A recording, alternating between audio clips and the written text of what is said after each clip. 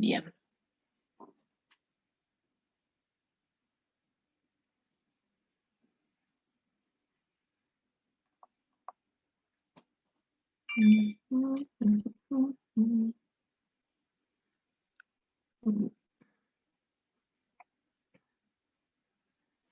Bueno, entonces hoy nos toca avanzar un poco con lo que es el modelo de regresión lineal general, que es como lo llama la bibliografía, pero bueno, es la versión multivariada del modelo de regresión lineal simple. La principal diferencia, bueno, radica justamente en el hecho de que vamos ahora a tener más de una regresora. Ya con 2 regresoras ya estamos hablando de un modelo de regresión lineal general. Por eso van a ver que Gujarati lo explica apoyándose básicamente en un modelo con 2 regresoras, o sea, 3 variables en total. Pero bueno, a mí por ahí me gusta un poco más el enfoque matricial, porque en definitiva es el que aplicamos en los softwares. Entonces, está bueno por ahí que eso lo manejen bien. En general, nuestros problemas, ¿no?, van a incluir seguramente más de 2 regresoras. Entonces, bueno, es importante que sepamos por ahí de dónde o cómo se trabaja matricialmente estos problemas. Igual calculo que con Guillermo algo de esta cuestión multivariada han visto, ¿no? El modelo de regresión lineal. Que por ahí también eso quería eh, charlar con ustedes antes de arrancar con la grabación, pero es consultarles, ya no, ustedes ya son los conejitos de India, pero para las próximas generaciones, consultarles si por ahí el enfoque que le venimos dando a la materia no les está aportando un plus por encima de lo que ustedes han visto con Guillermo, porque yo sé que con Guillermo han visto el modelo lineal simple, que han visto, bueno, este tema que también vamos a ahondar, creo que también lo han visto, pero quiero saber si por ahí esto de irle incorporando la pata económica les ha significado un plus, o por ahí, si quizás en próximas ediciones podríamos arrancar de pronto directamente con estimación, mejor dicho, con multivariado, por ejemplo. A ver, cuéntenme.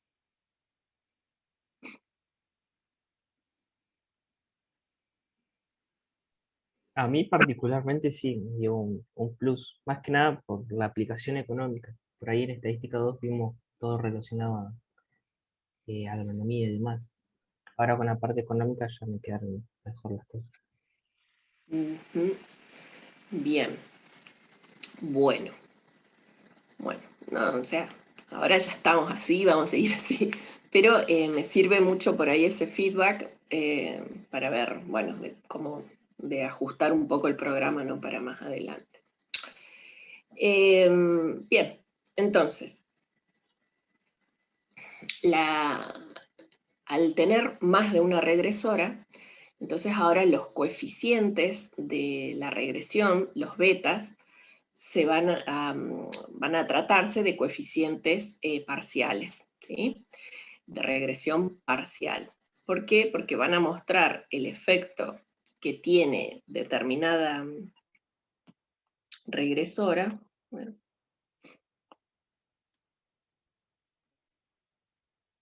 que tiene determinada regresora, ¿no?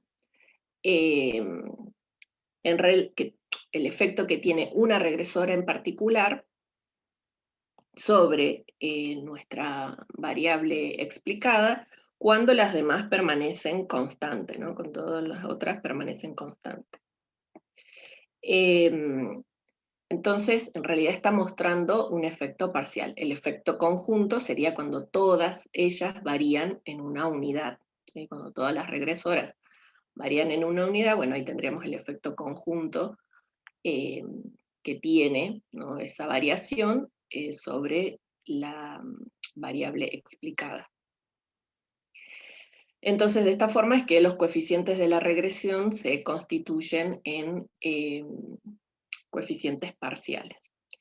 Bueno, y puse ahí el tema de los subíndices para acordarme de hacerles notar, ¿no?, que en relación a lo que veníamos trabajando en estadística, ¿se acuerdan que en estadística, y de hecho lo hicimos incluso para el modelo de regresión simple, arrancábamos con el beta 0, ¿no? Beta 0, beta 1, No, pero en este caso, como en toda la bibliografía lo trabajan de esta manera, y por otro lado es una cuestión de simbología, porque también uno podría decir, bueno, a este le voy a llamar alfa, a este le llamo beta, y al que sigue le llamo gamma, y así.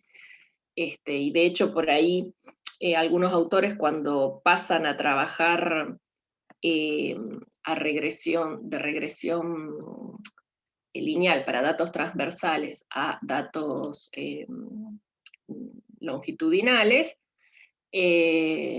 les cambian, ¿sí? Ya no trabajan con beta, sino que usan otra letra. Entonces, es una cuestión simplemente simbólica, ¿no? Y calculo que no va a generar dificultad. Pero bueno, ya en este capítulo estoy utilizando los subíndices que van a encontrar en la mayoría de la bibliografía que tienen. Bueno, entonces acá tendríamos la expresión del problema, ¿no? La expresión del modelo, ¿no? En forma de ecuación, y su representación en términos matriciales vendría dado por las siguientes características. Entonces ahora, nuestra I va a estar integrada por un vector, ¿no?, con n filas. Este está demasiado clarito, si no después se pone demasiado oscuro. De n filas, ¿no?, donde el n es la cantidad de datos con los que estamos trabajando, y va a ser un vector, por lo tanto, o una matriz cuyo orden va a ser n por 1. Bueno, acá tenemos luego lo que corresponde a la parte sistemática del modelo, queda representado por el producto de una matriz X por una matriz beta, donde la matriz X es una matriz de orden n por k. Fíjense también acá, ¿no?, como los subíndices, ¿no? A ver, bueno, sí. Ven que tenemos que, digamos, hemos respetado que si este es beta 2, le vamos a llamar X2, no hay un X1, ¿sí? Es un X, el XI1 no lo tenemos para, digamos, respetar el subíndice del coeficiente en cuestión. Entonces, la matriz X es una matriz de orden n por k, donde k es la cantidad de parámetros con las que vamos a trabajar, ¿sí? Entonces, el vector que representa los parámetros va a ser un vector justamente de orden k por 1. Esto por ahí parece una cosa muy ñoña, ¿no? Pero es importante que manejen las cuestiones relacionadas a las dimensiones de las matrices involucradas en la representación. Porque, por ejemplo, fíjense que acá, ¿por qué tenemos una columna de unos? Bueno, porque está haciendo referencia a el primer término, ¿no?, que no va multiplicado por una variable, sino que está, miren que hay un delay, sino que no está multiplicado por una variable, sino que está representando al intercepto. Entonces, si estuviéramos trabajando, por ejemplo, con una regresión por el origen, ¿no? A través del origen, esta columna no la tendríamos, la columna no estaría. La columna de unos no estaría. Lo mismo que si estuviéramos trabajando con un modelo estandarizado, como vimos la clase pasada. ¿Sí lo vimos? No me acuerdo. Pero si estuviéramos trabajando con un modelo estandarizado, esta columna tampoco, porque los modelos estandarizados no tienen intercepto. O sea, cuando yo trabajo con un modelo en el cual tengo estandarizadas las variables, el intercepto es igual a 0. Entonces, si también estuviéramos trabajando para un modelo estandarizado, esta columna no estaría. Bien. Y entonces, bueno, tenemos el valor x sub 1, 2, que representa la observación de la variable x2 asociada al individuo 1, ¿sí? Y así sucesivamente. El x1, 3 va a ser el valor que presentó la variable 3 asociada al individuo 1. Y así. Bueno, y por último vamos a tener el vector aleatorio, ¿no? Que vendría representando a las perturbaciones, cuyo orden va a ser n por 1. Bien. Entonces, así como habíamos planteado los supuestos en el modelo de regresión simple, vamos a ver cuáles son los supuestos asociados a el modelo de regresión general. Entonces, fíjense que uno puede hacer supuestos respecto de los coeficientes, o puede hacer los supuestos respecto a las perturbaciones, supuestos respecto a la matriz X, o supuestos respecto al modelo en sí. Entonces vamos a ver un poco cuáles son los supuestos que estaban por atrás. Igual no los vamos a desarrollar porque ya los vimos, no los vamos a demostrar ni demás porque ya los vimos para el modelo de regresión lineal simple. Bueno, entonces, ¿cuáles serían los supuestos respecto a los coeficientes, a los beta? Primero, que el modelo es lineal en los parámetros, ¿sí? O sea, habíamos dicho que uno podía tener un modelo no lineal en las variables, pero respecto a los parámetros el modelo debía ser lineal. Entonces, eso como primer cuestión. Luego, el segundo supuesto sería que los coeficientes, o sea, los betas, son constantes. Como que pareciera una obviedad, pero esto no necesariamente siempre es así. Podemos tener modelos en los cuales los coeficientes son funciones, ¿sí? Y por lo tanto no son constantes. Bien, entonces vamos a arrancar con esos supuestos, ¿sí? Para los beta. Son lineales en los parámetros, el modelo es lineal en los parámetros, y los coeficientes son constantes. Bien, después, los supuestos referidos a la perturbación, ¿cuáles eran? Y bueno, un primer supuesto que teníamos respecto a la perturbación, ¿no? Es que estas tienen esperanza 0 dado un valor x sub i, la esperanza de las perturbaciones es igual a 0, o directamente la esperanza de las perturbaciones es igual a 0 cuando estoy trabajando con x fija, ¿sí? Entonces, a este supuesto también se le llama supuesto de exogeneidad.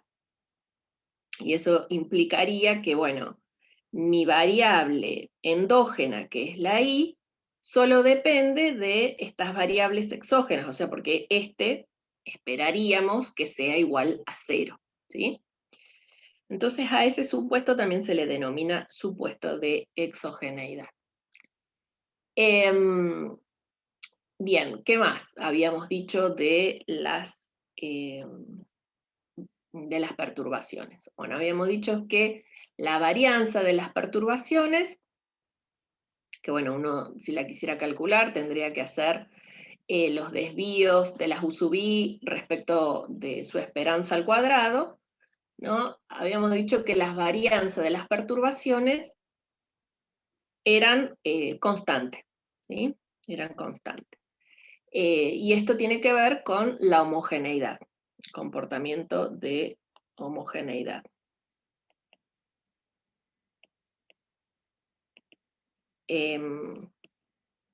Supuesto de homogeneidad de del modelo.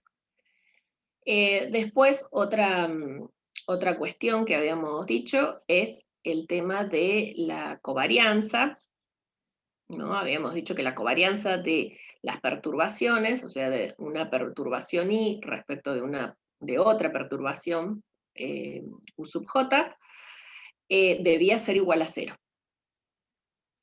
para cualquier I distinto de J. Bueno, y después hay bueno, esto ¿no? tiene que ver con el supuesto de autocorrelación, ¿no? Es decir, que no hay autocorrelación entre las perturbaciones. Y finalmente, bueno, ya cuando este último supuesto, ya habíamos dicho que no es necesario a los fines de no es necesario a los fines de la estimación de los coeficientes, pero ya cuando pretendemos hacer inferencia, es necesario asignarle a las perturbaciones algún tipo de distribución. Y por las razones que discutimos en el modelo lineal simple, bueno, se asume que las perturbaciones siguen una distribución normal con media cero y desvío sigma por una matriz de identidad de orden n. ¿Sí? Esta sería la expresión que tiene en términos matricial, ¿no? La distribución del vector de perturbaciones. Entonces acá estamos trabajando con el vector de perturbaciones. Bien, esos serían los supuestos referidos a las perturbaciones. Después tenemos los supuestos referidos a la matriz X. Un primer supuesto sobre la matriz X es que esta es no estocástica, o sea que las X son fijas en el muestreo, ¿sí? ¿Qué más? Bueno, la ausencia de multicolinealidad perfecta entre las variables, ¿no? Entre a ver si lo escribí. No, pero bueno, sería también que la covarianza, lo vamos a plantear en términos de correlación justamente, que la correlación entre una XY y una XJ no sea igual a 1, ¿sí? Que no haya una correlación perfecta, porque este supuesto, ¿no? Es importante de considerarlo porque nosotros vamos a esta matriz, lo que vamos a hacer en algún momento es usarla para calcular una inversa, ¿no? Entonces, si hubieran dos columnas que son linealmente dependientes, ¿no? Qué sé yo, que una sea el doble de la otra, o que sea una combinación lineal una respecto de las otras, bueno, entonces eso lo que va a provocar es que el determinante que uno necesita para calcular una inversa de matriz me dé igual a 0. Entonces me complica la historia. Bien, entonces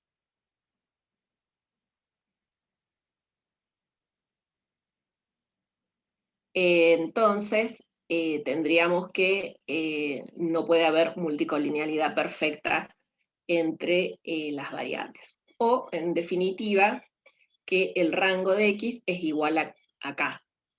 ¿Sí? Es decir, que existe su determinante. Que, bueno, esas son las condiciones que ustedes por ahí deben haber visto en matemática, ¿no? Para poder calcular la inversa de una matriz.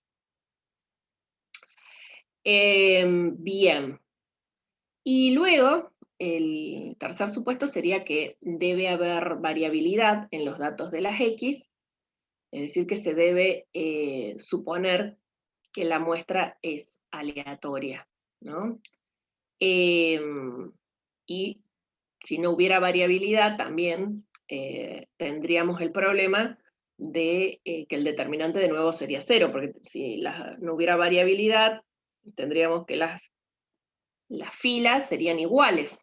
O sea, podríamos tener que, si se repiten, ¿no? Si tenemos dos filas iguales, también el determinante va a ser lo mismo, igual a 0.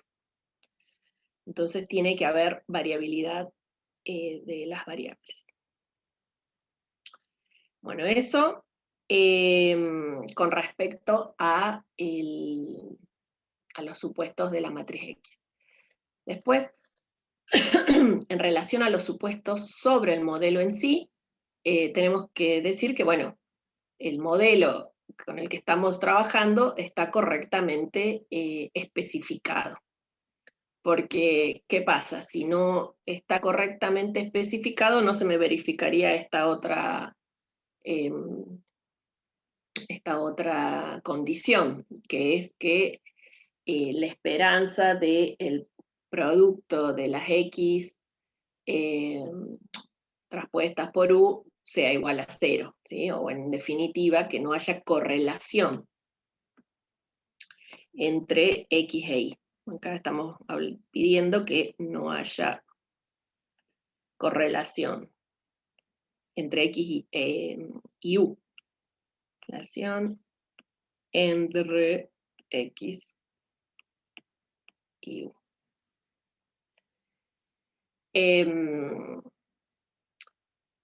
Bueno, si se verifica el supuesto 1, que es que el modelo está correctamente especificado, se supone que no hay omisión de variables relevantes, ¿sí? O sea, las variables que son relevantes para el modelo están incluidas. Y eso va a permitir, si se cumplen esas dos primeras, ¿no? Que se verifique esta segunda, la tercera quiero decir, y esto es que no haya correlación entre las X y las perturbaciones. Y por otra parte, que la forma funcional sea la correcta, o sea que si vamos a trabajar con el modelo de regresión lineal general, que efectivamente el modelo lineal ajuste adecuadamente los datos y no sea otro tipo de función la que necesitamos para ajustar los datos, como puede ser, no sé, una exponencial o una logarítmica, etc. Bueno, algunas aclaraciones, que creo que esto también algo ya lo habíamos visto, referidas a los supuestos, ¿no? Pero bueno, ahora por ahí lo vamos a aclarar en relación al tema matricial. Si se verifica el supuesto de homocedasticidad y no autocorrelación, la matriz que se denomina matriz de varianza-covarianza, y que por ahí en la mayoría de la bibliografía se la denota con sigma, que no es otra cosa que el sigma de las perturbaciones, que es una constante por la matriz identidad, bueno, tenga esta forma, ¿no? Y es que es una matriz diagonal, donde los elementos de la diagonal es una constante. Bueno, al ser una matriz diagonal, por supuesto que también es simétrica, y es de orden n por n, ¿no? Esto si se verifica homocedasticidad y no autocorrelación, ¿no? Entonces tendríamos por ahí el ejemplo, en el modelo de regresión lineal decíamos, bueno, si esto se cumple de esta manera, yo cuando vaya a representar a las perturbaciones, me tienen que quedar distribuidas en forma homogénea en un determinado intervalo, ¿no? de valores, pero tienen que quedar distribuidos los puntos ahí homogéneamente, y no mostrar ningún comportamiento en particular. Bien. ¿Qué más? Después, ¿qué pasa si no se verifica la homocedasticidad? ¿Qué pasa con la matriz de varianza-covarianza si no se verifica la homocedasticidad, pero sí se verifica el supuesto de no autocorrelación? Bueno, entonces vamos a tener que la matriz sigma sigue siendo una matriz diagonal. ¿Por qué una matriz diagonal? Y porque los elementos que están por fuera de la diagonal van a seguir siendo cero, debido a que no hay autocorrelación, pero los elementos de la diagonal principal ya no son una constante como es bajo el supuesto de homocedasticidad, sino que son distintos entre sí. Entonces, bueno, si yo lo voy a ver a esto en el modelo, lo que voy a ver es que dependiendo de los valores de X, ¿no? Las observaciones van a presentar una dispersión justamente distinta, ¿no? En relación voy a tener zonas en las cuales las observaciones están más concentradas y zonas en las cuales las observaciones se encuentran más dispersas. Cuando lo vaya a mirar en el esquema de el comportamiento de las perturbaciones, que bueno, acá por cierto, ¿no? Serían, bueno, pues en realidad podemos dejar también las perturbaciones poblacionales. Me va a mostrar así un comportamiento, por ejemplo, así de cónico, de trompeta, donde denota esta cuestión de que, bueno, hay valores en los cuales hay una mayor concentración y otros en los cuales tenemos una mayor dispersión. Este problema de la heterocedasticidad es observable con muchísima más frecuencia en los datos de tipo transversales, ¿sí? En los datos de tipo transversales. No, eso no implica que por ahí en serie de tiempo nos toque justo una serie de tiempo que además de tener problemas de autocorrelación, tenga también problemas de heterocedasticidad. Pero en general el problema de la autocorrelación es propia de los datos temporales, o sea, se observa con mayor frecuencia sobre los datos de tipo temporales. Y entonces eso cómo va a repercutir sobre la matriz sigma. Bueno, si yo tengo que se está verificando el supuesto de homocedasticidad, entonces los elementos de la diagonal principal van a ser constantes, pero si no se está verificando la no correlación, entonces voy a tener que los elementos que se encuentran por fuera de la diagonal ya no van a ser iguales a cero, ¿sí?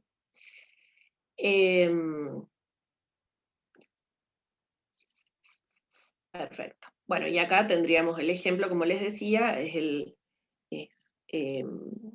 el caso propio de las series de tiempo, ¿no? Porque fíjense que acá, ¿qué está ocurriendo?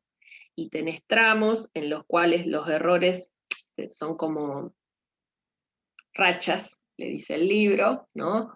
Rachas donde tu regresión te subestima, y otras en las que te sobreestima, te subestima, te sobreestima, y eso queda reflejado en un comportamiento sistemático en las perturbaciones. ¿Sí? Bien. Bueno, entonces, si se cumplen todos los supuestos que mencionamos, ¿qué pasa con I? ¿No? Sí, bueno, sí, cómo es la distribución de el vector I. Bueno, como I es una combinación lineal de X y de U, porque dijimos que I es igual a X beta más U, entonces, como se trata de una combinación lineal, y U se distribuye normal, entonces las I también se van a distribuir normal. Y su esperanza va a ser X beta y su varianza va a ser sigma por la raíz identidad. Bueno, esto se puede demostrar muy fácil, lo tienen ahí, ¿no? Porque si busco la esperanza de las I, es buscar la esperanza de X beta más U, y eso sería la esperanza de X beta más la esperanza de U. Como la esperanza de U, si se cumplen todos los supuestos, es 0, entonces tengo yo acá la esperanza de, en definitiva, algo fijo, así que va a ser ese mismo valor, ¿no? X por beta. Y en el caso de la varianza de I, bueno, para encontrar la varianza de I, yo tendría que hacer la esperanza de los desvíos al cuadrado, o sea, los desvíos de I respecto de su media o de su esperanza al cuadrado. Y como acá estamos trabajando con matrices, entonces para encontrar el cuadrado, lo que tengo que hacer es multiplicar una matriz por su traspuesta. Entonces ahí tendría la matriz de los desvíos de I, sería I menos la esperanza de I, por su traspuesta. Entonces ahí voy a tener los desvíos al cuadrado. Bueno, pero si yo reemplazo a I por su igual, ¿no? Habíamos dicho que I es X por beta más U. Y la esperanza de I la acabamos de calcular y dijimos que es X por beta. Por lo tanto, estos dos términos se simplifican. Pasa lo mismo en esta situación. ¿Sí? Se simplifican. Y entonces me queda que la varianza de I no es más que la esperanza de U por U traspuesta.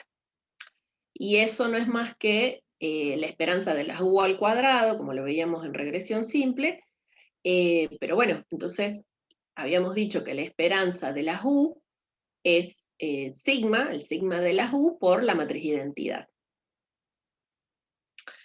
Bien. Bueno, entonces veamos un poco el tema de la interpretación, ¿no?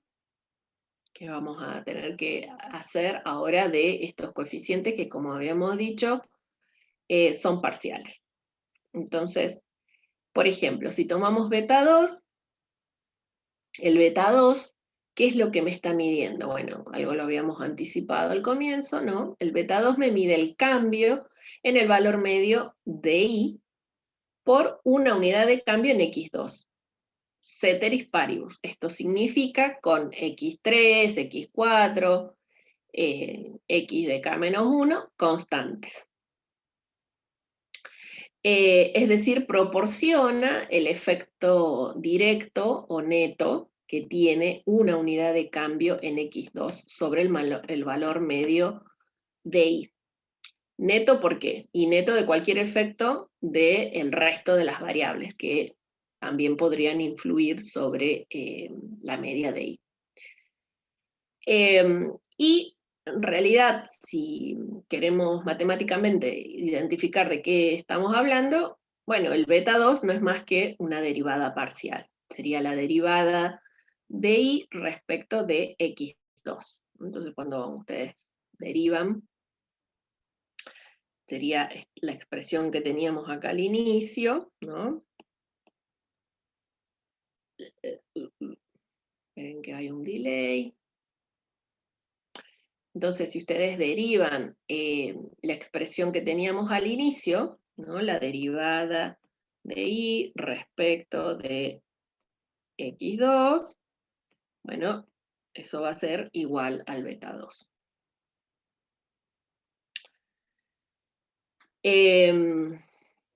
Bien, siempre ceteris paribus, ¿sí? Ahora hay que ser más estricto con el tema de mencionar, ¿no? Que es con todo lo demás constante, porque bueno, ahora hay otras variables que pueden afectar ahí. Bien. Bueno, esto en realidad lo habíamos visto, pero lo podemos revisar. Que es la elasticidad punto. Y acá me parece que hay un error. Por las dudas vamos a preparar el lápiz. Entonces, nosotros en este caso estaríamos buscando la elasticidad de I respecto de X2. Bueno, eso sería la variación porcentual de I respecto de la variación porcentual de X2. Entonces vamos a tener por un lado la derivada, esto es como verían ustedes, ¿no? El cambio en las cantidades o el cambio en Y respecto del cambio en el precio o el cambio en X. ¿Sí? Vendría siendo ese primer segmento. Y multiplicado por el punto. Entonces, el punto, bueno, va a depender del valor que tome x2, ¿no? Y este va a ser el I cuando x2, porque esto es para un determinado valor de x2, ¿sí? Porque estoy tratando de calcular la elasticidad en un punto. Entonces, este es el valor de I cuando x2 es igual a un x2 asterisco. Y acá, ¿por qué no le puse el 2? En lugar, ahí no va el I, sino el 2.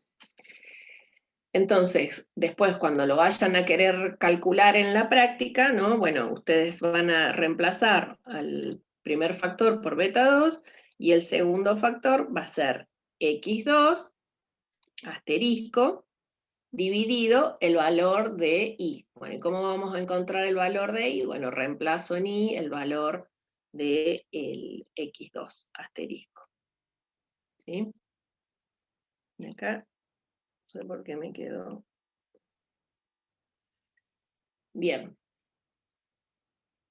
Y bueno, esto nos va a dar, como dijimos, nos va a dar la variación porcentual que tiene la variable, y respecto de una variación porcentual de un 1% en X. Buenísimo.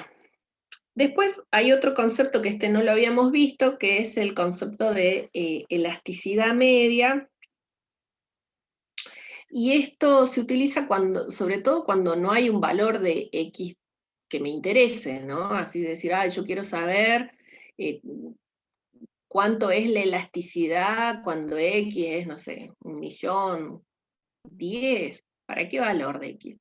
Bueno, entonces cuando no hay por ahí un valor de X específico que me interese, por alguna razón en particular, bueno, se suele calcular justamente este tema de la elasticidad media, que en realidad es una elasticidad punto, pero este punto en particular es el valor medio de las variables en cuestión, ¿sí? El punto para el cual lo calculo es el valor medio. Entonces estoy observando la elasticidad en ese punto, en el punto X raya 2, sub 2, respecto de Y raya. ¿Sí? Por ahí está piola usar esto, porque a veces, no sé, no hay un valor que de X, en el rango de X, que me llame más la atención o que necesite conocer el comportamiento. Y entonces, bueno, por ahí, si yo lo hago para el punto medio, ya me da una idea. Bien. Bueno, los estimadores de mínimo cuadrado.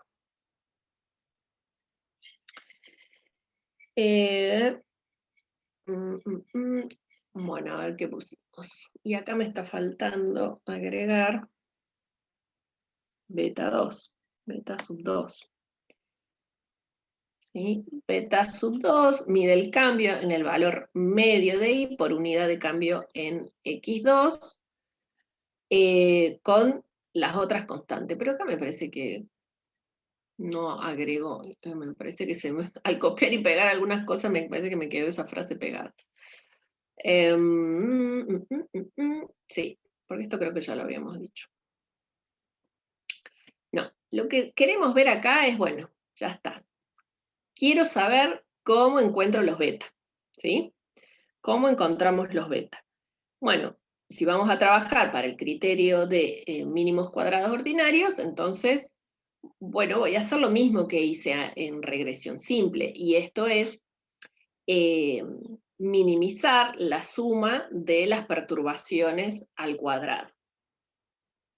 Como lo vamos a ver desde el enfoque matricial, lo vamos a dejar especificado. Entonces, esa suma de las perturbaciones al cuadrado no es más que tomar el vector U traspuesto y multiplicarlo por el vector U, ¿sí? Recordemos que el vector U, ¿no? Era un vector de orden, habíamos dicho, n por 1. Bueno, así que su traspuesta va a ser de orden 1 por n. Por lo tanto, cuando yo haga el producto, eso me da un número, ¿sí? un escalar. Bien, buenísimo. Entonces, vamos a tener el esfuerzo de encontrar a los betas va a ser el mismo. Vamos entonces a minimizar las perturbaciones al cuadrado. Es decir, que lo que vamos a hacer es, bueno, si yo quiero saber a cuánto son iguales las perturbaciones, habíamos dicho que I era igual a X beta más U. Entonces, si despejamos U, cada U es igual a I menos X beta. Entonces, eso es lo que estamos haciendo acá, ¿sí? Estamos multiplicando a U traspuesta por U. Y bueno, derivando, haciendo una derivación, vamos a llegar a lo que es la expresión de las ecuaciones normales, y bueno, vamos a poder despejar en definitiva el beta. Esto por ahí no hago tanto el desarrollo porque creo que lo vieron con Guillermo. Pero entonces el beta va a terminar siendo igual a esta expresión, que es X traspuesta por X inversa por la traspuesta de X por Y.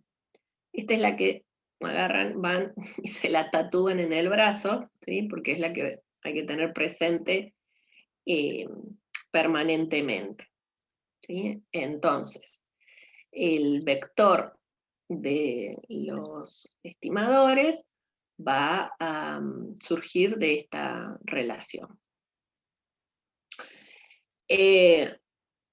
En trabajarlo en el software es súper sencillo, ¿sí? Pero ya lo vamos a ver después el jueves vamos a ver un ejemplo de aplicar todo esto.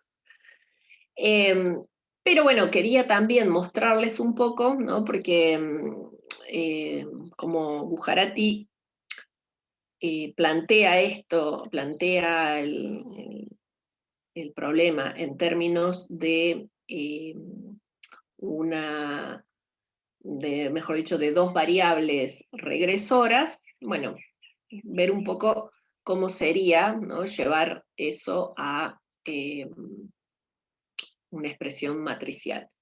Entonces Gujarati te dice, bueno, vos cada y sub i va a ser el beta 1, el intercepto, por el beta 2, por el x2, y acá en realidad sería sub i, ¿no?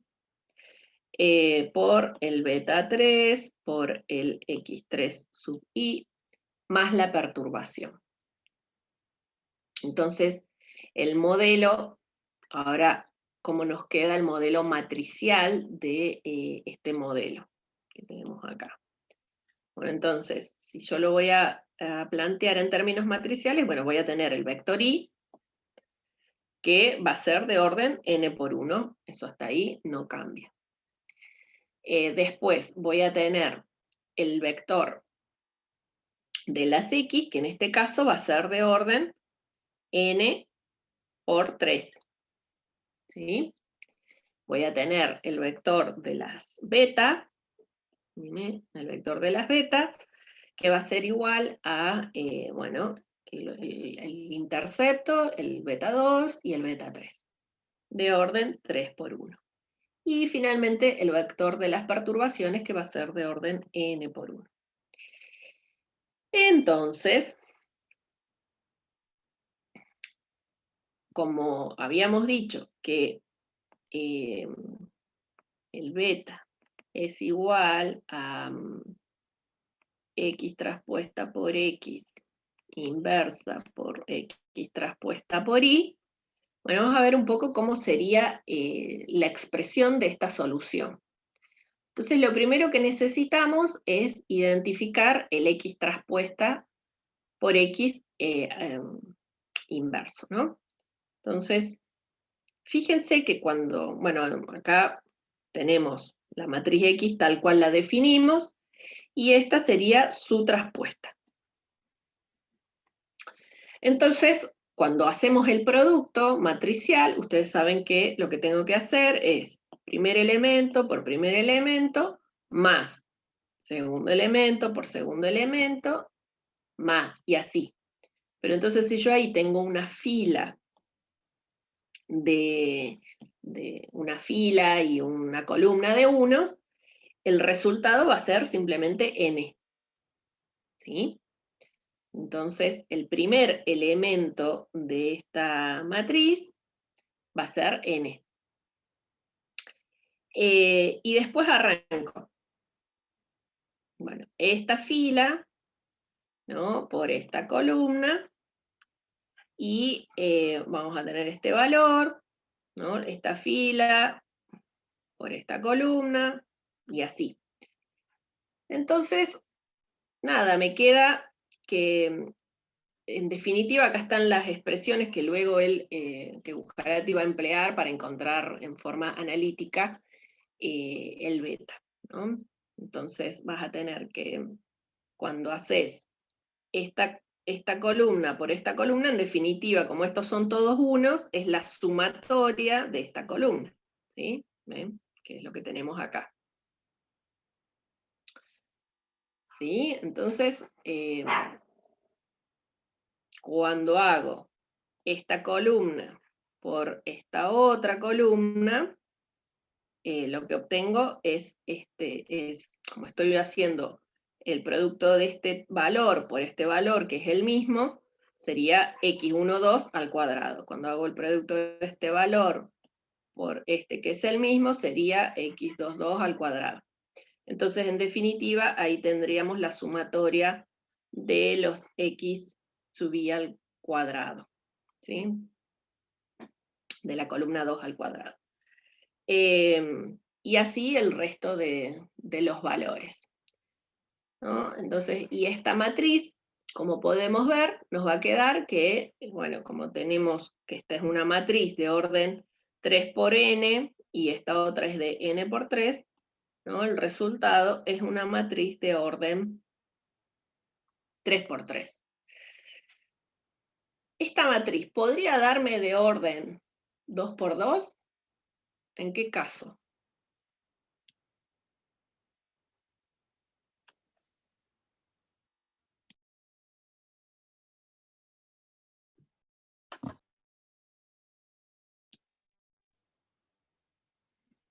¿En qué caso esta matriz me quedaría de orden 2 por 2? Si hubiera un parámetro menos, puede ser. Bueno, si hubiera un parámetro menos, ¿sí? Está bien, me quedaría de orden 2 por 2. Por ejemplo, ¿en qué situación en particular? Y por ejemplo, cuando tenés una regresión a través del origen, o estás trabajando con una regresión estandarizada, ¿sí? Entonces, fíjate que acá este término no va a estar, vos vas a tener así. ¿Sí? No, este de acá no lo vas a tener. ¿Estamos? Porque esta columna y esta columna, si vos tenés una regresión a través del origen o una regresión estandarizada, esa columna no va a estar. ¿Estamos? Okidoki. Sí, en realidad lo que nos queda es esto. Estamos. Esa parte. ¿Sí? Bien. Entonces, habíamos dicho que tendríamos este primer factor, bueno, y después nos quedaría esta parte de acá, que sería la traspuesta de X por Y. Entonces, cuando hacemos la traspuesta de X, ¿no? Acá tenemos la traspuesta de X por Y, bueno, en definitiva nos va a quedar esta columna por esta columna, es simplemente la sumatoria de los Y, ¿no? Bueno, y cuando hacemos esta columna por esta columna, va a ser la sumatoria del producto de las X por las Y, de las X2 por las Y. Y después, cuando hacemos esta columna por esta columna, nos quedaría la sumatoria de las X3 por las Y. Entonces, esto es llevar de forma matricial, ¿no? Llevar de forma matricial lo que Gujarati realiza en forma más manual, ¿no?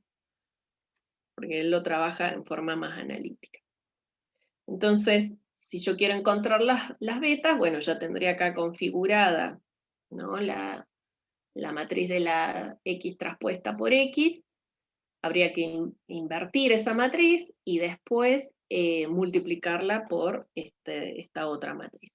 Y de esa manera encontraríamos los valores de los parámetros en cuestión. ¿Sí? Bueno, entonces ahí nos queda un ejemplito. Bueno, ¿cuáles son las propiedades de los estimadores de mínimos cuadrados? ¿No? Vamos a ver. Habíamos dicho que yo lo que voy a esperar es que estos vectores de estimadores también sean MELI, ¿sí? Mejor estimador lineal insesgado. Entonces, vamos a ver el tema de la linealidad. Habíamos dicho que nuestro modelo es Y igual a X por beta más las perturbaciones.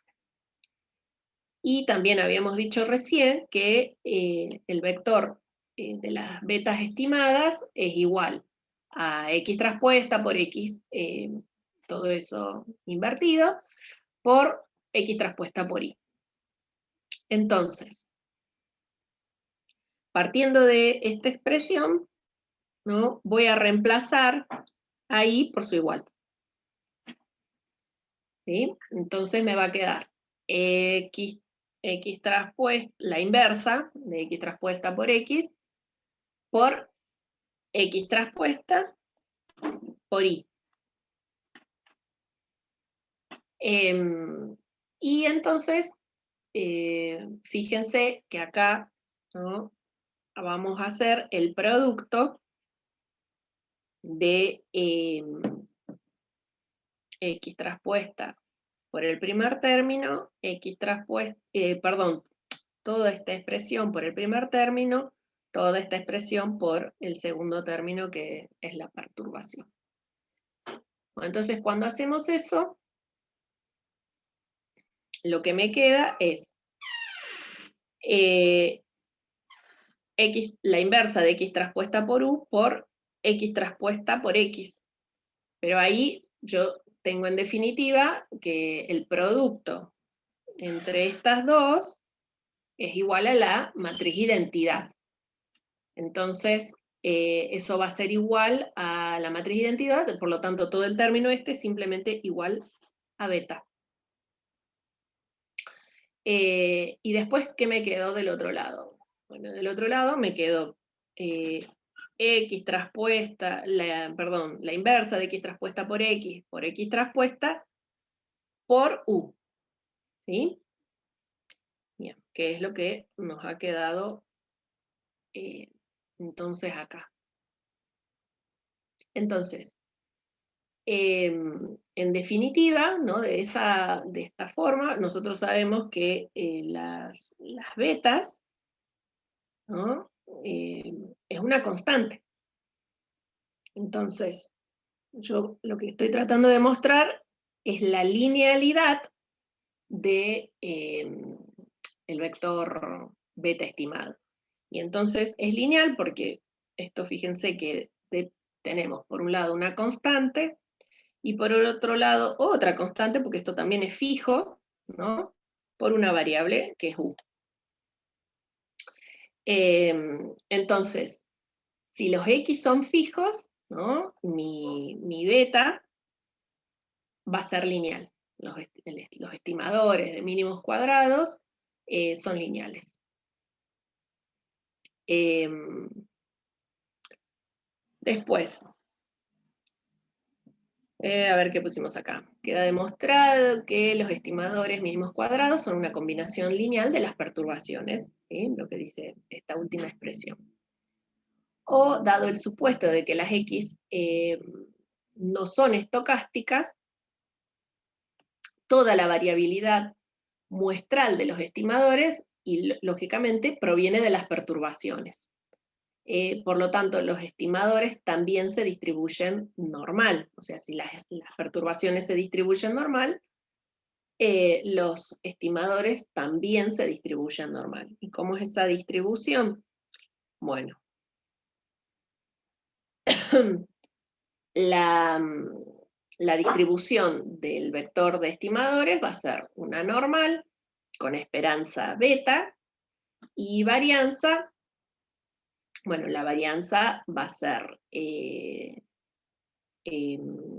sigma, ¿no?, de las perturbaciones por X, la inversa de X traspuesta por X. Y ese sería el comportamiento de la distribución de los estimadores.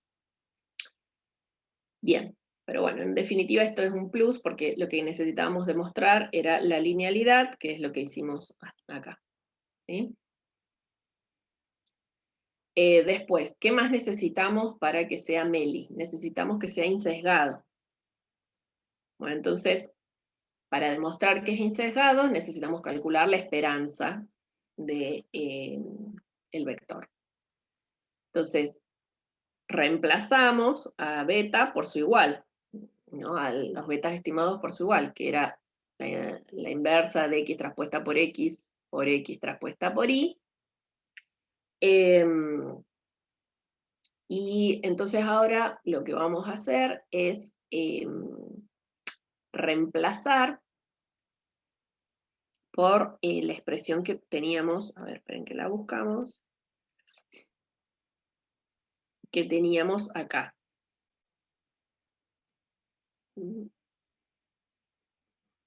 No entran los dos. Bueno, pero en definitiva por esta expresión de acá. ¿Sí?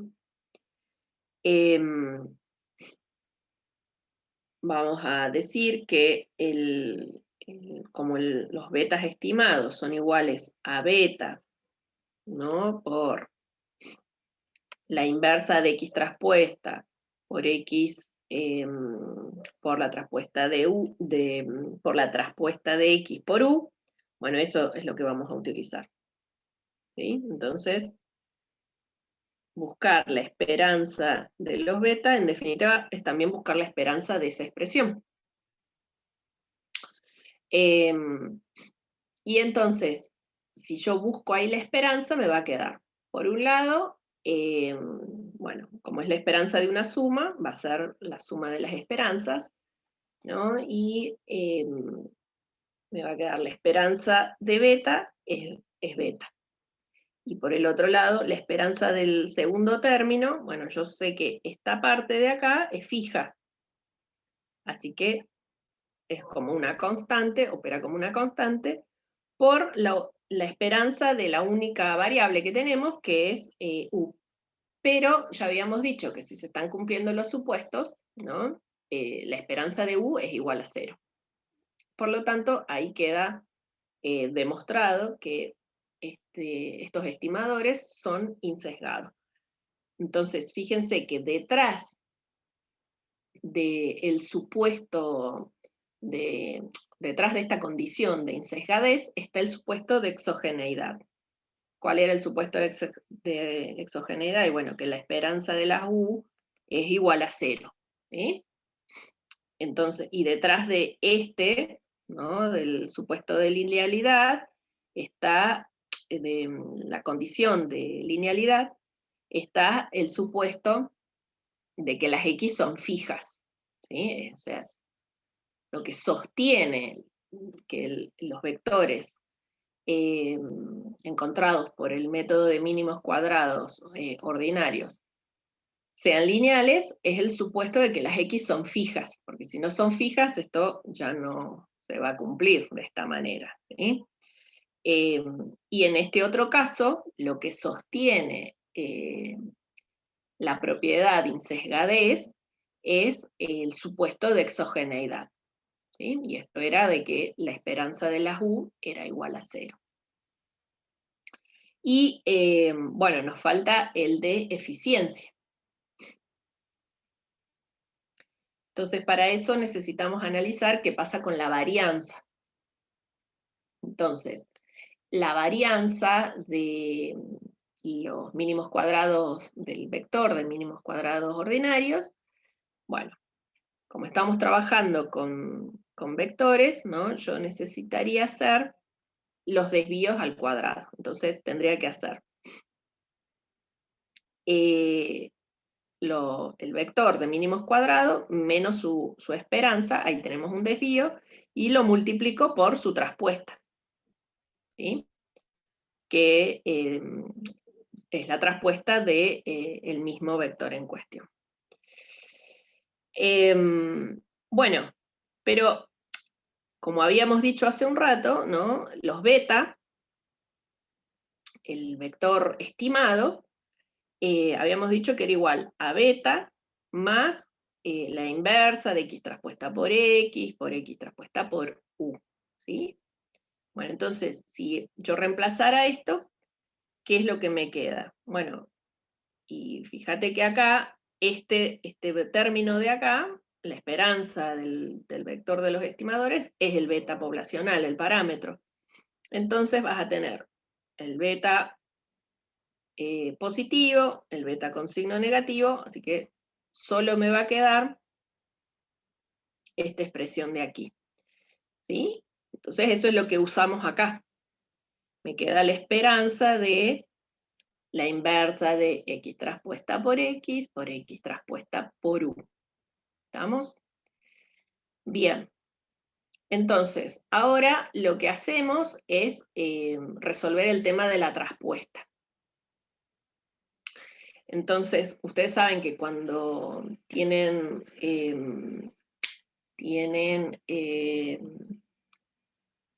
ejemplo, ¿no? Tienen, qué sé yo, tienen la matriz A por la matriz B traspuesta, así. Esto es igual a la traspuesta de B por A, por la traspuesta de A, ¿sí? Cambian el orden. Entonces, bueno, eso es lo que hicimos, ¿no? Traspusimos, y entonces me quedo acá la traspuesta de U por X por, bueno, por X traspuesta por X, la inversa de X traspuesta por X, ¿sí? Bien, entonces, yo tengo que encontrar la esperanza de. Entonces, cuando aplico esperanza, en definitiva, como esta parte es fija, y esta parte de acá es fija, entonces me va a quedar que simplemente tengo que calcular la esperanza de U por U traspuesta. Y esta es una parte fija que está premultiplicando, otra parte fija que está posmultiplicando. Entonces, ya sé, porque lo vimos hace un rato, que la esperanza de U por U traspuesta no es más que el sigma cuadrado de las perturbaciones por la matriz de identidad. O sea, es la matriz de varianza-covarianza de las perturbaciones. Bien, entonces, en definitiva, me va a quedar, ¿no? Me va a quedar como la matriz de identidad no va a ser problema, ¿no? Directamente la sacamos, estamos multiplicando todo por la matriz de identidad, no va a cambiar la expresión, entonces dejo la constante adelante, y fíjense que yo acá tengo X traspuesta, la inversa de X traspuesta por X, y después me va a quedar multiplicado por la traspuesta de X por X, ¿sí? Entonces, eso es la matriz de identidad. Por lo tanto, en definitiva, me queda que la varianza es igual a la inversa a sigma por la inversa de X traspuesta por X. Pero fíjense que acá, ¿no? Estamos, o sea, así como dijimos, bueno, la linealidad la sostiene el supuesto de los fijos, de que las X son fijas. A la insesgadez la sostiene el supuesto de exogeneidad. Bueno, a la eficiencia lo que la sostiene es el supuesto de homogeneidad y no autocorrelación, ¿sí? Acá es no autocorrelación. Porque si no se verificara esa homogeneidad, esta matriz de acá, que en definitiva es sigma,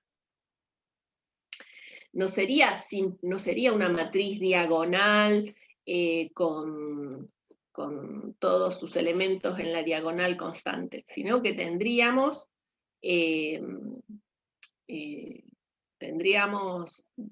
valores distintos de ceros en la diagonal, tendríamos valores distintos en la diagonal principal y por fuera de la diagonal principal, o sea, ya no tendríamos ningunos valores distintos de cero, y eso hace que la varianza sea mayor, ¿sí? Entonces, si se está cumpliendo el supuesto de homogeneidad y de autocorrelación, entonces la varianza que estamos obteniendo es la menor varianza posible. Y de esta forma, entonces, tenemos las tres propiedades, ¿no? Que vendría siendo linealidad, insesgadez y eficiencia, lo que implican, en otras palabras, que lo que se verifica es el teorema de Gauss-Markov, ¿sí? Entonces nuestro vector beta de sombrero es Meli, el mejor estimador lineal insesgado. Bien, bueno, ahí estaba lo que decíamos, ¿no? Recién.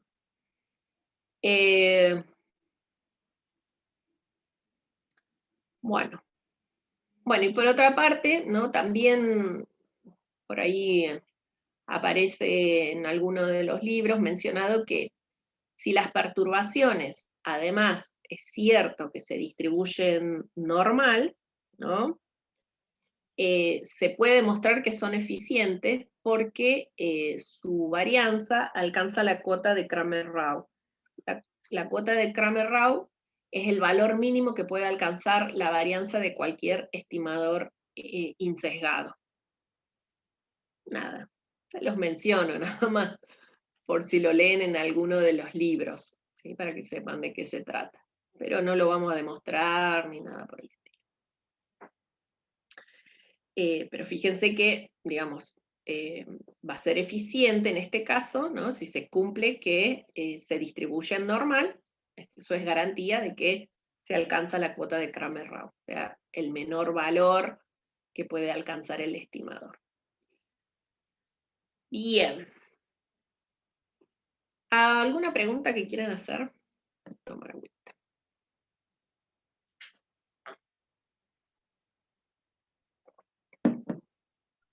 No, profe, de mi parte, ninguna.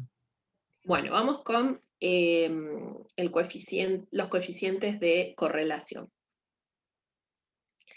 En este caso, bueno, vamos a tener un coeficiente múltiple de determinación y un coeficiente múltiple de correlación.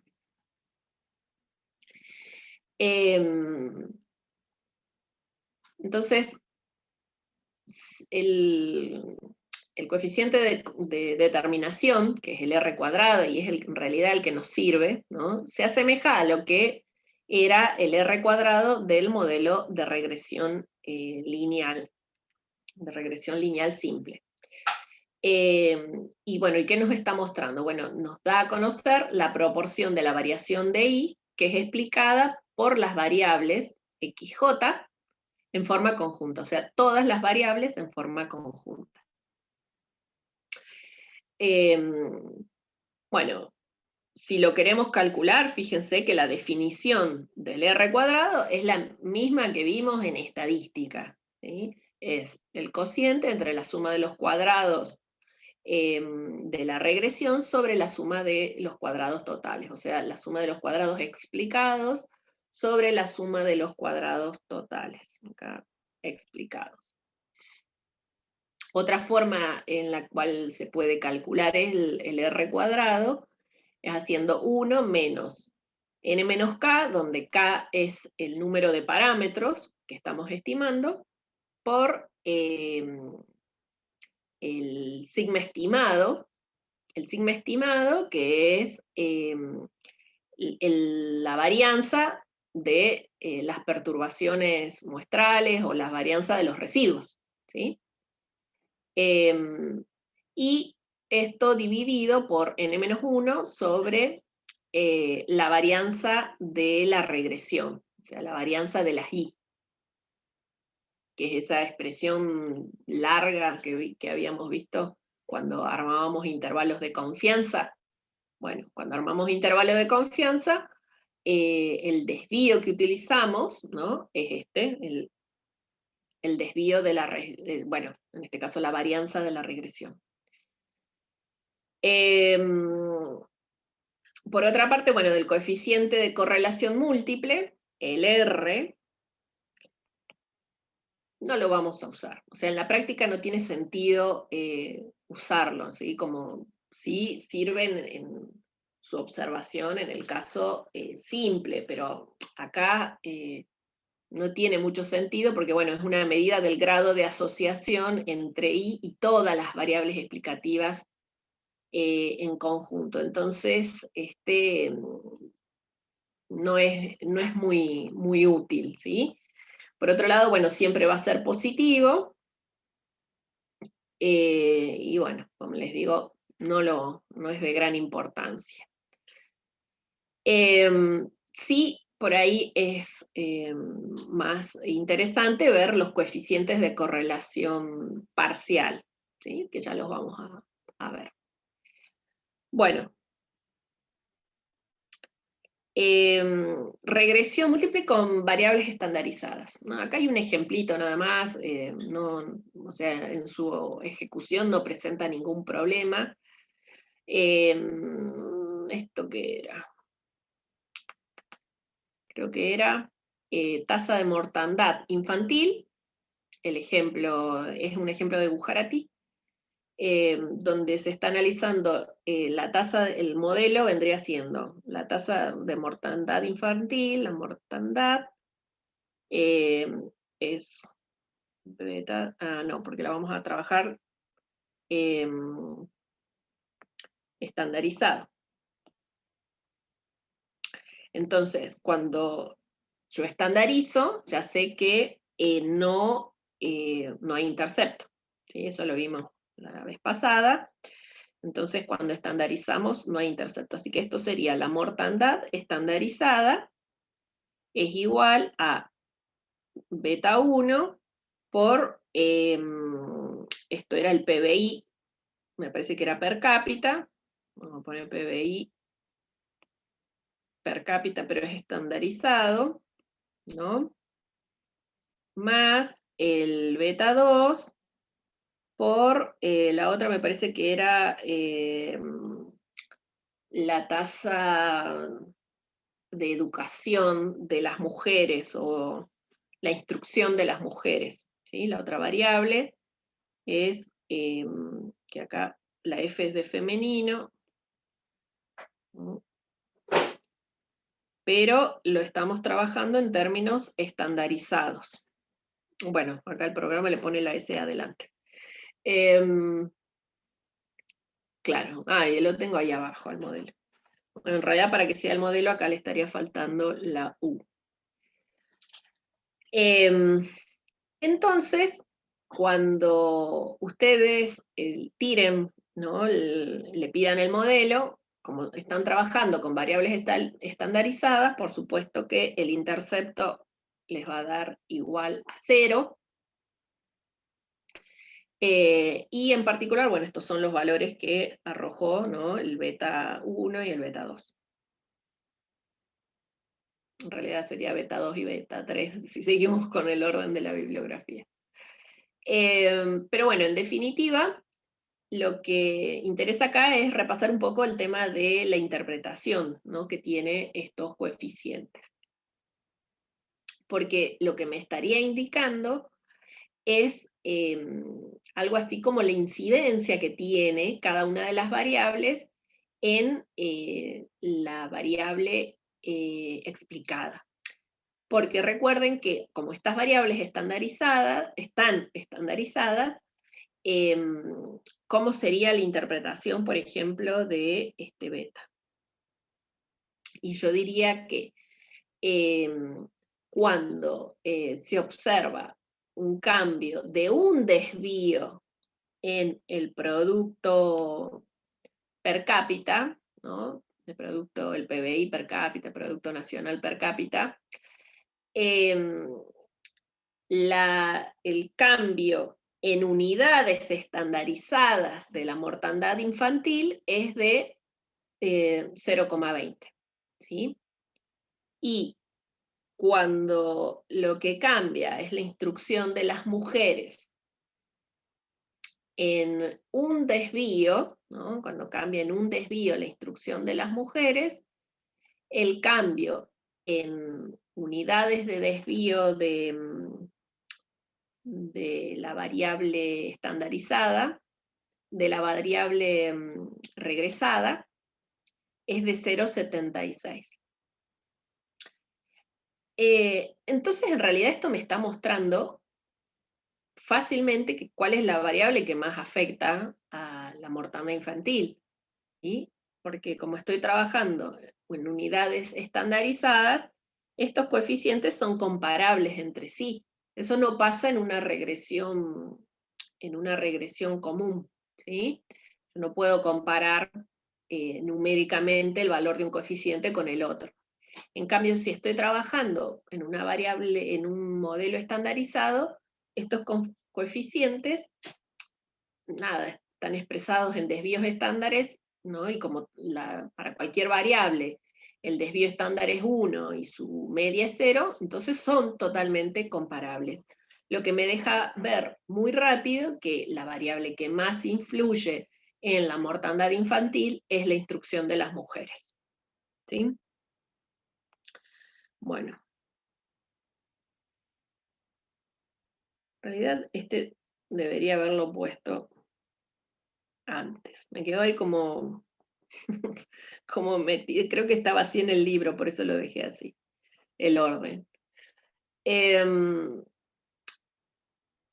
Bien, R versus R ajustado. Bueno, cuando ustedes, fíjense que cuando tiran el resumen de una regresión, les arroja el valor R, ¿no? El valor de R, y aquí al ladito les aparece el R ajustado. Bueno, ustedes saben que tienen que tener cuidado con el uso de el valor del R cuadrado, ¿no? Porque, sobre todo cuando yo quiero medir la calidad de un modelo contra otro. ¿Por qué? Y porque el R cuadrado aumenta invariablemente a medida que yo meta más regresoras al modelo, el R cuadrado va a aumentar. Esa es una propiedad, ¿sí? Es monótonamente creciente a medida que se va incorporando regresoras. Entonces, por eso es que uno tiene que, si está comparando dos modelos, ¿no? Con la misma variable dependiente, por supuesto, pero con un número diferente de regresoras, bueno, ahí se tiene que tener cuidado al usar al R cuadrado más alto como medida de bondad de ajuste. Por ahí es más adecuado el uso de el R cuadrado ajustado. Porque ¿qué es lo que hace el R cuadrado ajustado? Bueno, ajusta por los grados de libertad asociados a, bueno, a cada suma de cuadrados, ¿no? Se calcula el R cuadrado, se calcula como 1 menos el cociente entre la sumatoria de los residuos al cuadrado y cuáles son sus grados de libertad. Y bueno, n menos k. Entonces, en definitiva, trabaja con la sumatoria de los cuadrados medios, ¿sí? El R cuadrado ajustado. Y en el denominador tenés la sumatoria de los desvíos totales de I, o sea, acuérdense que cuando tenemos las minúsculas hace referencia a los desvíos que tiene la variable respecto a su media, y bueno, y cuáles eran los grados de libertad asociados a esa sumatoria, n-1, ¿sí? Entonces, donde k es el número de parámetros, ¿no? Ahí nos queda en forma general. Pero en definitiva, ¿no? Si yo lo pienso, esto no es más que hacer 1 menos la varianza de las perturbaciones, la varianza residual, sobre la varianza de la regresión.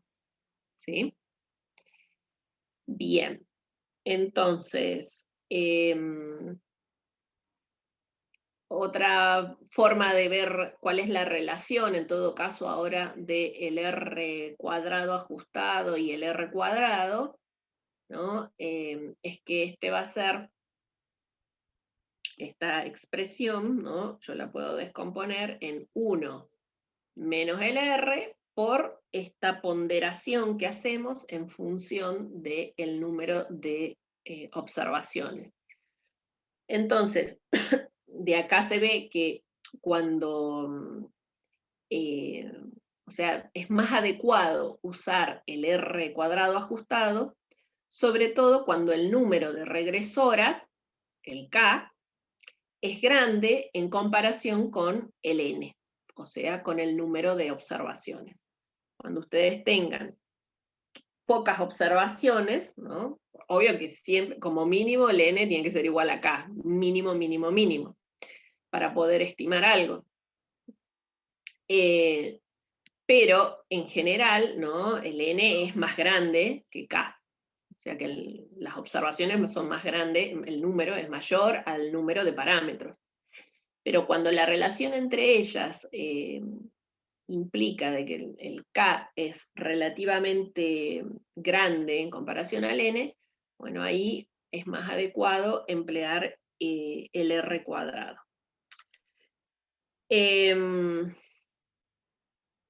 Algunas observaciones, ¿no? Para tener cuidado al momento de usar este estadístico. Primero, para hacer comparaciones, el tamaño de muestra y la variable dependiente deben ser los mismos en ambos modelos. Lo de la variable dependiente, lógico. Pero bueno, también es necesario que el tamaño de muestra sea el mismo. Esto casi siempre pasa, lo que uno hace es en realidad jugar con, bueno, a ver, meto esta variable, no, y quiero ver qué pasa si la saco para que el modelo sea más parsimonioso.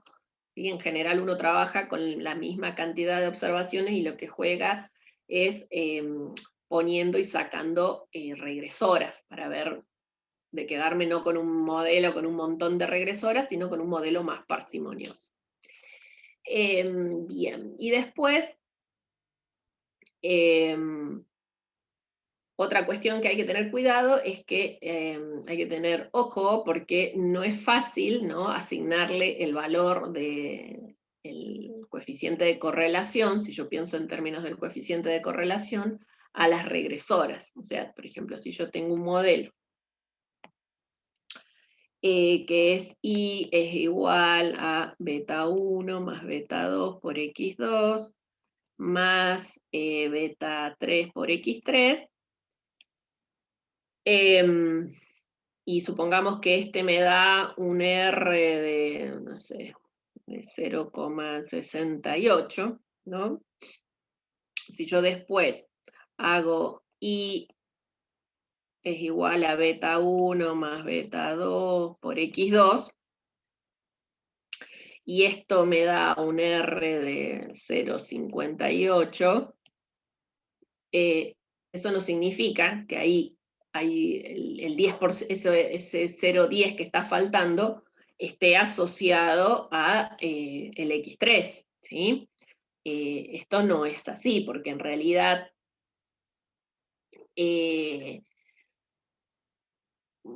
esto va a estar muy atado a la correlación que también haya entre x2 y x3, y también está asociado al orden en el que se van introduciendo las variables al modelo, ¿sí? Por ahí, si yo hago el análisis colocando a x3, ¿no?, en vez de x2, pongo acá x3, y no sé, capaz que esto me da 0, no sé, 49, no lo sé, ¿sí? Entonces depende de cómo uno va introduciendo, también va a ir dependiendo de cómo vas introduciendo el modelo, las variables en el modelo, esto va a cambiar. En Gujarati van a ver que tienen un ejemplo práctico en el que les demuestra esta situación, ¿sí? En definitiva, ¿para medir bondad del ajuste me sirve? No. En general uno lo primero que trata de ver es que el R cuadrado sea ajustado o no ajustado, te dé lo mayor posible, eso es cierto. Pero si yo estoy tratando de medir la bondad del ajuste del modelo, voy a utilizar una prueba F, ¿sí? Voy a mirar el F. Así que bueno, igual eso lo vamos a ver la próxima clase. Entonces vamos a los coeficientes de correlación parcial, que esto por ahí sí son más útiles. Entonces, si yo tuviera un modelo con 3 variables, ¿no?, que es lo que por ahí les va a plantear Gujarati, yo tendría la matriz de correlación, ¿no? Que es una matriz donde, bueno, ustedes ya saben que tiene unos en su diagonal, porque está haciendo mención a la correlación que tiene Y consigo misma, o que tiene X1 consigo misma, o que tiene X2 consigo misma, y que por supuesto esa correlación es perfecta. Y por fuera, ¿qué tendríamos? Y por fuera tendrías un R, que es el R simple, ¿no? Por ejemplo, en este caso, ¿no? Tendrías un R que lo que está mostrando es la correlación que tiene. En términos de los subíndices, y acá es que esta variable es X2 y esta es X3, en realidad, siguiendo la notación de la que hablábamos. En términos de los subíndices, ¿no? Entonces el 1 le corresponde a la variable Y, ¿sí? El 1 siempre es el que está asociado a la variable Y. Entonces este primer elemento acá lo que me está mostrando es la correlación que tiene Y con X2. Y este otro de acá me está mostrando la correlación que tiene Y con X3. Bueno, y este último de acá me está mostrando la correlación que hay entre X2 y X3. A estos valores se los llama coeficientes de correlación bruta o simple, o también coeficientes de correlación de orden 0. ¿Sí? Bien. Y luego tenemos los coeficientes de correlación de primer orden, como pueden ser este de acá, ¿no? El R12.3, que vendría siendo, es el coeficiente de correlación parcial que hay entre I y X2, ¿no? Manteniendo constante X3. El siguiente es la correlación, pero se supone que, cuando yo digo manteniendo constante X3, es que se supone que el X3 ya está dentro del modelo, ¿sí? Y entonces estoy viendo la correlación que hay entre I y X2, pero manteniendo constante la X3 que se supone que ya está dentro del modelo.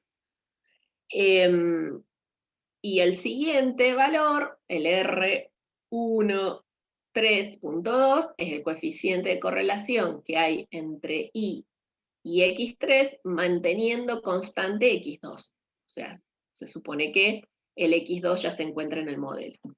Y bueno, y el último es el coeficiente de correlación parcial entre X2 y X3 manteniendo constante X y Y. Bueno, ¿y estos cómo se calculan? Parece un matete, pero en realidad fíjense que es muy sencillo. Porque vos tomás la correlación que hay entre 1 y 2 y le restás las correlaciones restantes. ¿Cuáles son las que me quedan? Y bueno, la correlación entre 1 y 3 y la correlación entre 2 y 3. Y abajo pones la raíz de 1 menos estas correlaciones. ¿Sí? Entonces te queda la raíz de 1 menos la correlación de 1, 3 al cuadrado, y 1 menos la correlación entre 2, 3 al cuadrado. Y fíjense que siempre se repite lo mismo. Por ejemplo, acá. La correlación parcial, esta de acá, esta vendría siendo la de I con X3, suponiendo constante X2. Bueno, entonces dijimos, es el coeficiente de correlación 1, 3, menos el resto. ¿Quiénes son las que me quedan? Y bueno, la correlación entre 1 y 2 y la correlación entre 2 y 3. Y abajo en la raíz van estas. Es decir, va a ser la raíz de 1 menos R12 al cuadrado y 1 menos R23 cuadrado. ¿Sí? Bueno, lo mismo en esta otra.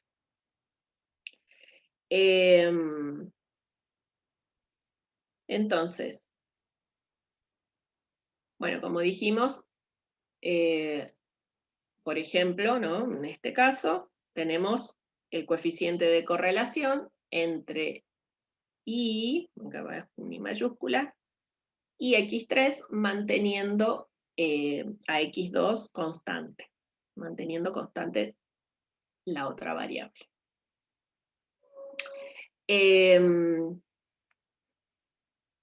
Bien, entonces, en definitiva, los coeficientes de determinación parcial se interpretan como la proporción de la variación en I, que no es explicada por X2, y que se explica por la inclusión de X3.